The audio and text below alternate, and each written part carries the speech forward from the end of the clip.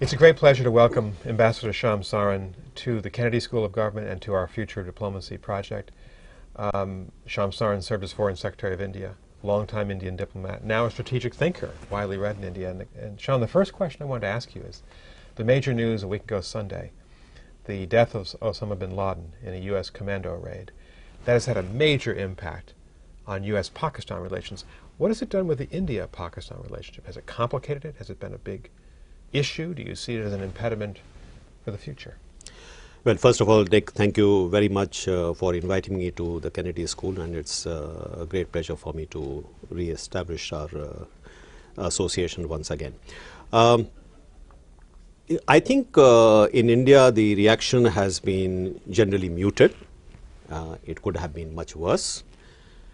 There is a sense that this particular event has only, in a sense, confirmed what India has been saying for quite some time now, that there cannot be a war against terror which is segmented, that what we are faced with is a network of terrorist groups, of which Al-Qaeda is, of course, a part and parcel. But unlike what the US sometimes seems to be doing, which is having a kind of a ranking order in which Al-Qaeda is the big threat, but you know, when it comes to Taliban or it comes to Lashkar-e-Toiba or some of the groups which are targeting India specifically, these are in a sense not so important to the United States.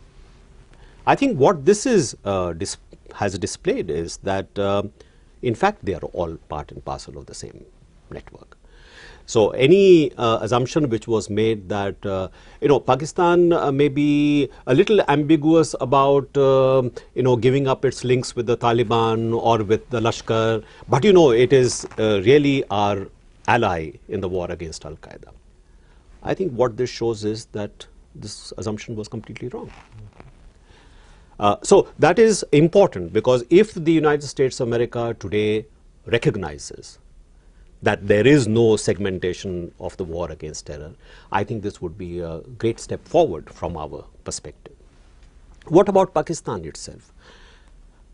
Our sense is that if Pakistan, because of the huge embarrassment and even humiliation that this incident has brought to the country, if it begins to change its strategic calculus, starts to look at this not as a low risk, low cost, high gain strategy, that of cross-border terrorism, but to start really looking at this as something which is really impacting on the image which Pakistan has in the international community, what danger it poses to Pakistan's own security.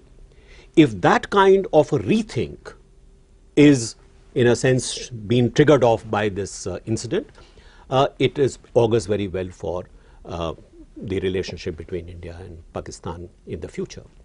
So this is one of the reasons why we have, in a sense, kept the door open, not reacted in a spirit of triumphalism, as may have been expected by some people. We have not said that you know, the recently resumed dialogue process between India and Pakistan will be brought to a halt, that the door will be shut. We have kept the door open, and it is our hope that the United States of America also will nudge Pakistan in the direction of bringing about that change in its outlook, in its strategy. This would be in the interest of the United States. This would be in the interest of India. People have asked me whether I believe that it was possible for Osama bin Laden to be living in a luxurious villa in the middle of a major Pakistani town, which is close to the Pakistani version of West Point. And I've said it does not stand to reason that the Pakistani government didn't know, elements of the Pakistani government. This is a major humiliation for Pakistan. Either way you look at this question. Whichever way you look at it. Do you think Pakistan will conclude that it needs to work more closely with both India and the United States to counteract the Lashkar-e-Taiba threat against both of us, but principally against you, but also against us, and I agree with you on that?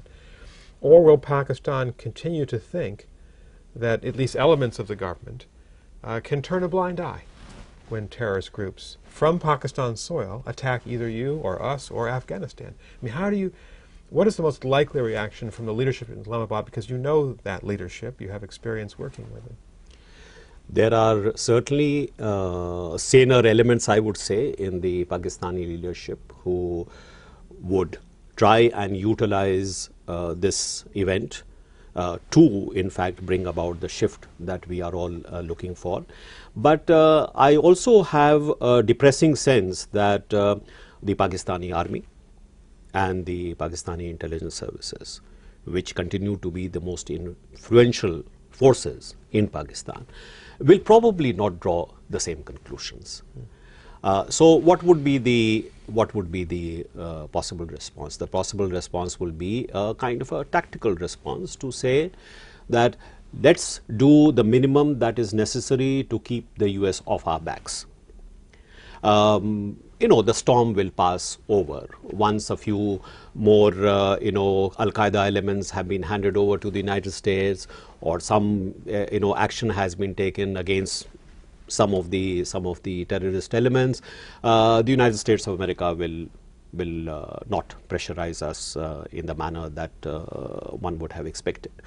The fact that the United States of America has reacted by, at least at one level, saying that we do not have evidence that the Pakistani government or the Pakistani military may have been involved in providing shelter to Osama bin Laden, appears to me as at least signaling to Pakistan that the United States of America, if certain conditions are met, may not put Pakistan on the mat.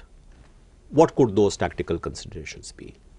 And this is where we have a certain fear that the United States of America may conclude that we have got the Pakistanis where we want them.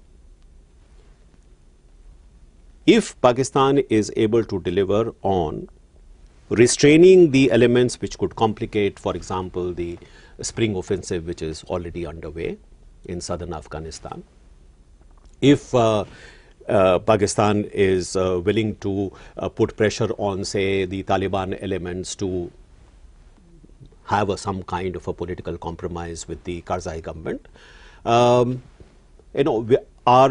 immediate objective of being able to draw down our troops in Afghanistan and to finally retrench from Afghanistan would be served.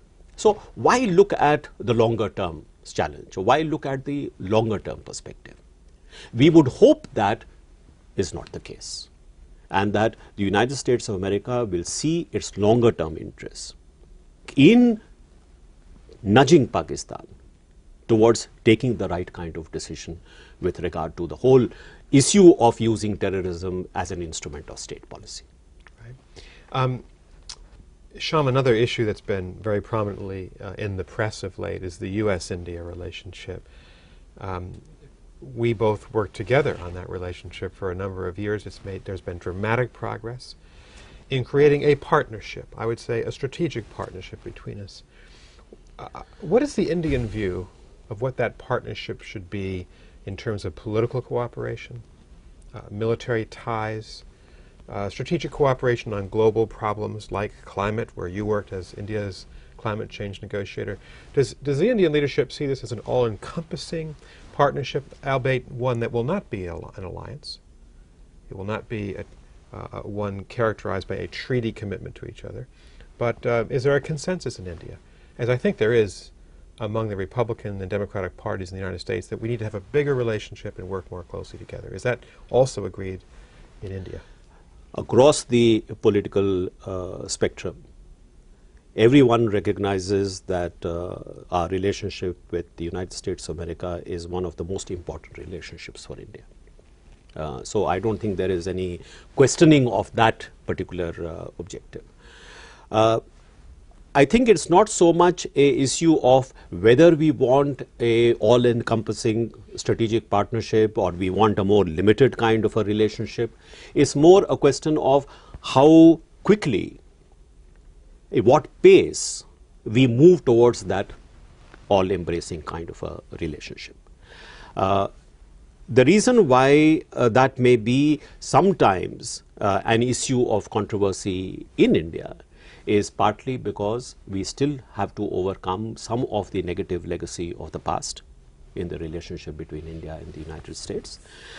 In some cases, because of the fact that we are, in a sense, coming from different points, there may be divergences in the manner in which we look at specific issues.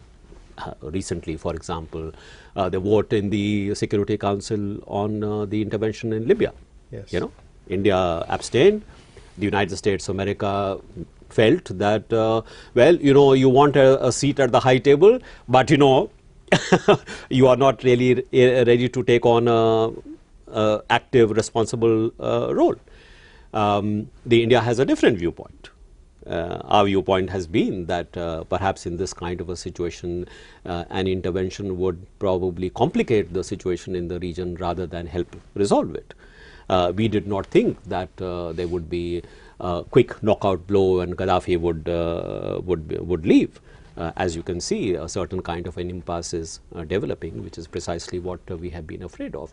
So there may be specific issues on which there may be differences of opinion. But I would say this, that as far as the overall conception of which way the world is moving, the importance of India and the United States of America as democratic, plural, multi-ethnic, multicultural societies being able to hold their own in this very rapidly transforming international environment. Nobody in India questions that. If there is one country which today, despite the relative decline in US influence, particularly after the economic and financial crisis, believes that if there is one country which has the capacity to bounce back, has all the ingredients to emerge from this crisis, perhaps even stronger, it is the United States of America, because it continues to be the chief source of technological excellence. It is the knowledge capital of the world. It has creative entrepreneurship. All these are ingredients which we believe, as in the past, open up the very real possibility that, yes, the world is probably moving towards a more multipolar kind of character, but the United States of America for the foreseeable future will remain the preeminent economic and military power. And therefore, it makes sense for India to have a very strong partnership with the United States of America. So you see a continuation over the next 4 or 5 years of the dramatic progress made over the past 4 or 5 years in fundamentally reorienting the partnership in a positive direction? Most certainly. Most certainly. I have no doubt about the fact that given, I would like to once again point to the fact that, you know, this phase in our relationship really began with us 2004, 2005. So how many years is that? Just about 6, 7 years. Yeah. And if you look at how much has been achieved in those 5 or 6 years, it has been quite dramatic. So yes, given the affinities which the two countries have, it is right for us to expect more. It is right for us to expect greater speed. But I think we should not undervalue what we have actually achieved so far. And that gives me the confidence that in the next 5 years or 6 years, you know, the progress will be in fact much faster. Thank you. Well, Shyam, I want to end this interview on the positive note where you've left us. I agree. I think we'll see continued development, expansion, betterment, improvement in the U.S.-India relationship. And that's a good place to end this interview, as well as to say thank you for being with us at Harvard. It's my pleasure. Congratulations to India on the World Cricket Championship. And may Thank you, yes. may our two countries continue to work very closely. Thank you, thank you. Thank you very much. Thank you, Vijay.